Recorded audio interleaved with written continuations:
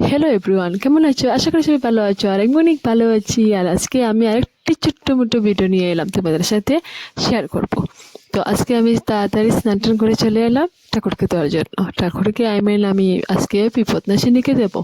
তো তাই আমি ফুল টুল সব কিছু রেডি করে নিলাম। আর এদিকে আম পাতা, আখ পাতা, ধূপ, দান, ফল, জল সব কিছু রেডি করে নিলাম। আর তারপর তো আমি চটপট করে ঠাকুরকে দিয়ে দিলাম।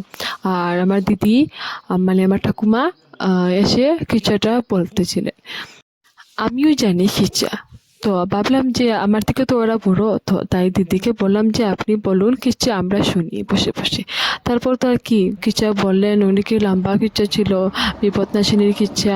আমার মাও জানে, আর এদিকে আমার শাশুড়ি মাও জানে, দিদিও জানে, সবাই জানে, আর আমিও একটু একটু জানি।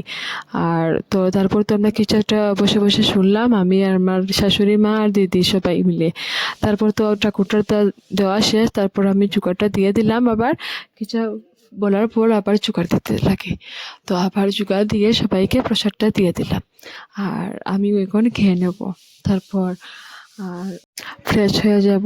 অনেকে গরম লাগছিল, আজকে শাড়িটা পরলাম, মানে অনেকই গরম লাগছে। তো তাই আমি চটপট করে খেয়ে দিয়ে এসে গেলাম। তারপর তো আমি ড্রেসটা চেঞ্জ করে নিই। তো ফ্রেশ হয়ে গেলাম, হাত পা ধুয়ে এলাম, এবার গিয়ে আমি ভাতটা খেয়ে নিবো। তো আজকে ভিডিওটুকু শেষ করলাম। তোমরা সবাই বলবে আমার ছোট্ট মোটো ভিডিওটা কেমন লাগলো।